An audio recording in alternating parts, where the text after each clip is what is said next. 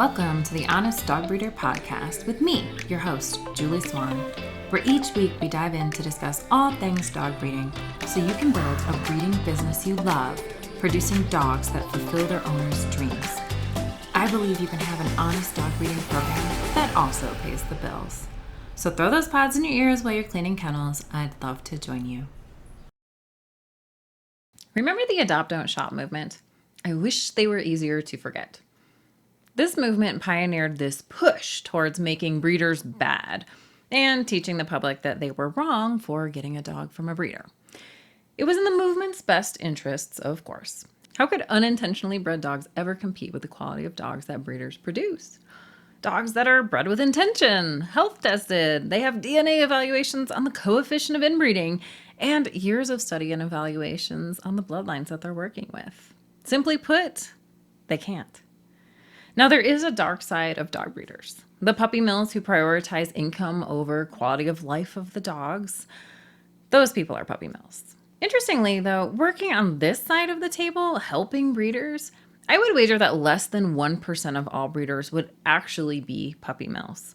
Now, some breeders fall into some hardships with their dogs, unexpected health issues, or a miscalculation with facilities while scaling. That's common enough. For a little while, a well-intentioned breeder can appear to be a puppy mill, but it's not the same thing. Most of these breeders are in over their heads with their business and trying to find a way out. Honestly, it's the reason I started this podcast, to help breeders do things more honestly by better understanding these difficult parts of breeding and what you can do about them. The Adopt Don't Shop movement got a lot of traction with breeders over the last few decades, blaming these unintentional crosses that were born because the neighbor dog down the street got out and bred the female in heat that hadn't been scheduled for spay, nor the owner educated on how to mitigate the issue. So unknowingly, such folks were creating a litter of unique mutts that no one understands and who have conflicted drives and temperaments. These dogs come from uneducated owners, much more than they come from breeders. I wouldn't even call these sorts of mixes backyard breeders. They aren't really breeders. Yet, I digress. The point is that for a while, the Adopt Don't Shop movement pooled all breeders together and said, "You breeders are the problem." We fought against this for a while, quietly doing our things, taking care of our dogs, our buyers, and setting our puppies up for success, both in breeding and selection, rearing, aligning them in the right homes. We've done our homework and we've helped our buyers open their eyes to new ideas with proper care of puppies and dogs. So here's where it gets interesting. The script is flipping. Before, buyers were often uneducated when they stumbled upon our programs. Maybe they read about the breed, but they hadn't learned what made a good breeder. Yet now they are onto the idea. They are beginning to realize that not all breeders are created the same, nor is every breeder right for them. It's an evolution of realizing that not every breed of dog will be right for them. Ultimately, this is fantastic news. It means we are changing the tide in the world of buyers from an uneducated to an educated buyer. And that means they desire to be more prepared, which is also good. Now, for the problem. They don't have a real great idea on what makes a good breeder. They just know they don't want to support a puppy mill and want a dog from a good breeder. When I first started breeding, I read a lot of these website blogs, what to look for in a good dog breeder. I guess reverse engineering and getting into the buyer's mind has always kind of been how I operate. In those articles, which are still quite prevalent today, are things like health testing, of course, being willing to talk with you and discuss their dogs and program, also good. And then there are other weird bits of advice, like the parents must be champions. Well, we know this isn't relevant, as scores in a ring don't give the whole dog a fair assessment. I don't care if the dog has a nice stack if it bites small kids or doesn't play well with others. That's a big problem for me. Further, the temperament and drive that is right for the families I'm breeding for may put me at a conflict of interest if I'm showing. What if one dog will show better, but the temperament and drive of another puppy is better for my families?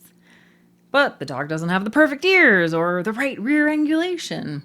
Which should I choose to breed? For me, I found that the show world was not a great determination of what I wanted to breed. so I have opted not to show. Now, what if you're a show breeder? No problem. It's absolutely fine to do show, especially if it has intrinsic value for it, if you enjoy it. Many breeders love networking at shows, seeing other dogs, and they enjoy the competition. And if that's you, wonderful, do it. However, if you don't enjoy them, then don't feel forced to show to prove your dogs. Let the success of your dogs in their buyers' lives be your marker of success. These articles about finding a good breeder might also discuss that if the breeder has different pricing for colors, patterns, or coat types, then they're automatically a red flag breeder, which we also know isn't the case. For example, merles in some breed are extremely popular, whereas their other standard colors are less popular. People will wait longer to get a merle pattern or will only buy if it's a merle. I see this commonly with Australian Shepherds and a lot of their derivatives. It's reasonable in these situations to price your merles differently in an effort to make the standard colors more desirable because they get a great temperament at a lower price. In my breed, as you may recall, the solid liver colored GSPs are less popular. Everyone online wants the roan dogs, which are ticked looking. For many years, solid liver dogs were passed up frequently in an effort to get a roan dog. You can't make your buyers take a dog they don't want, so you do have to cater to these things a little bit. My approach was doing my best to stress the importance of temperament and personality over the pattern. However, there are still buyers who will pass on a perfectly matched solid liver to wait for another litter to get a roan. It's okay. It's what they want. Yet this past litter was a good mark on the situation. We had 5 boys born in a litter, no girls. Now 3 were solid liver boys and 2 were roans. Based on temperament, my 3 solid boys were selected over a roan choice each time. It was very unique for me. It is also a perfect example of what we're seeing. More educated buyers in the market. Again, I love this. However, there are some pain points coming as well. Because the buyers are reading these outdated articles on what makes a good breeder, they are falsely marking many good breeders as bad breeders. And now it's becoming entertainment, especially on TikTok. In the past month, I have spoken with 2 breeders who were the subject of different TikTok warrior accounts who were acting as buyers and reviewing the breeder. In one instance, the TikToker was reviewing a website of a wonderful breeder. She breeds some off-standard colors in her breed, and this girl hammered her for it. The assumption was that she was only breeding for color and not for health. Yet I've personally worked with this breeder. I know her dogs, her really high standards, how she health tests to a high degree, and I've even gone through the copy of her site with her to make sure that we address this common assumption that breeding for color means cutting corners of quality, which of course is not the case. It's a big deal with off-standard colors, patterns, and coats, as you may guess. Well, this TikToker specifically ignored all of these sections of her website to merely show what she wanted to prove, that this was a bad breeder. This was irritating, to say the least. The breeder took it really well, knowing that people would look her up and it would improve her traffic. However, it was disheartening to know that people will see that video and it will project the wrong image of all that she does. Another breeder contacted me last week, and she had a woman call her and attempt to secret shop her, acting as an interested buyer, but asking such a ridiculous list of questions that it became quickly obvious she wasn't really looking to buy a dog. She wasn't even educated on the breed. The breeder figured it all out quickly and called her out on it. Thankfully, that ended it, and she made sure to tell her that she did not have permission to post about the encounter. Yet, I also had a similar situation a few months back. A buyer contacted me asking a lot of questions about my breeding practices and even attempted to make it seem normal to breed brother and sister dogs. Her question was a little like this: do you breed brothers and sisters, in an effort to bring out more of their traits? To which I told her that that was not part of my breeding practice and that it didn't keep a low enough coefficient of inbreeding. It was odd, to say the least, and I was really glad when she stopped messaging me, which I began to instigate with more questions to her about her intentions with the dog.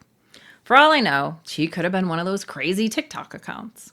Now, I'll be honest, I don't have TikTok on my phone. I know a lot of breeders like it, but it seems like it boosts a bit more garbage than Instagram and Facebook. Yet, that's just my opinion. So, what does all this mean? These moments are really good at getting your blood pressure up. I felt for these breeders when these things happened. And I remember questioning people's abilities with common sense when the girl was asking me if I bred siblings.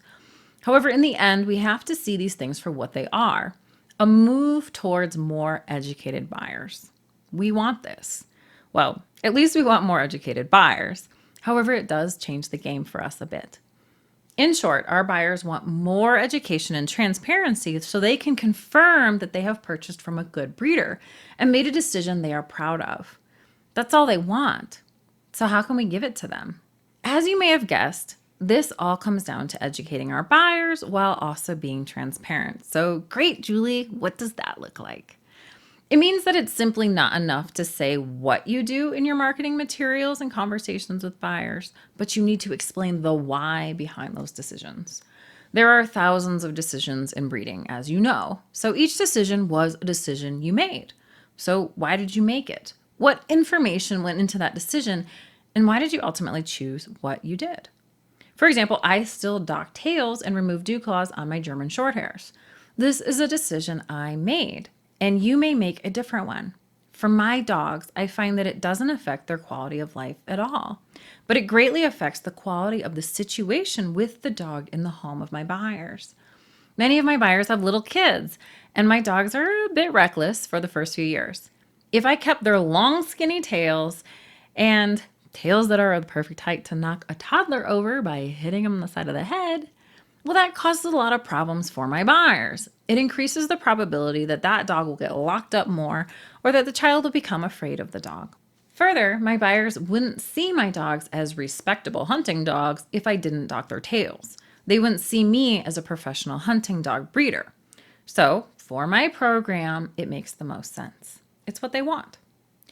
When I put on my website that I dock tails and remove dew claws, I can no longer just state these facts. I now need to explain them. Give the explanation that I offered above.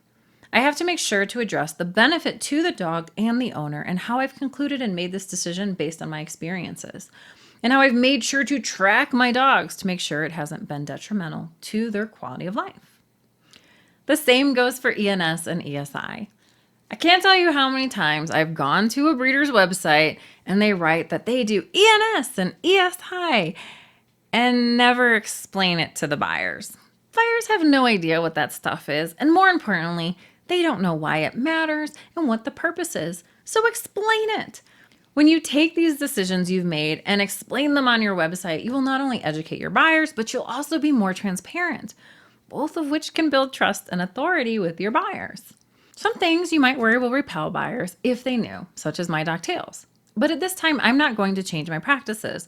And so if it doesn't work for someone, even after I explain it, then it's best that they read it and look for another breeder, thus saving me the time working with them.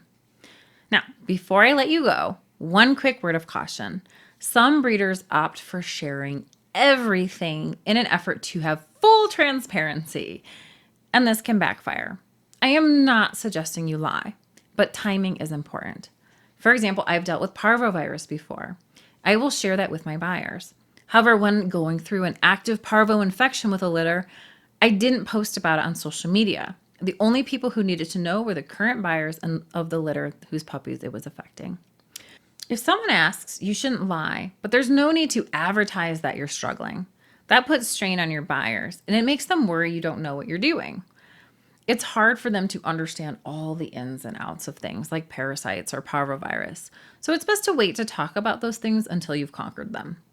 The easy way to remember this is to share your scars and not your wounds. So if you're still sorting through it, it's still a wound that's healing.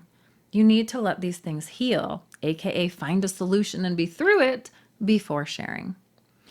You need to wait until the wound has become a scar. Well, there you go. The changes in buyers, the good and the bad, about them wanting to be better educated with their decisions. I know you'll be able to make a few pivots in your program and marketing. Do better support this in your program. If you're looking for actionable steps to support you, consider joining the Dog Breeder Society. These are the very things we work on our live calls, in our master classes, and in our monthly marketing maneuvers. We're here to support you the whole way, no matter if you're just starting or if you've been breeding for decades. Thank you for joining me for another episode of the Honest Dog Breeder Podcast with me, your host, Julie Swan. Sometimes it gets wild out there, but I know no one is better suited to handle it than the honest dog breeders inside the community. Thanks for being part of it, and I can't wait to see you in the next episode. If you found this episode helpful, please tap that like button. It helps me better understand you and supports the channel. If you're a current or aspiring dog breeder, I'd love for you to subscribe to the channel to be notified when new videos come out. Thanks.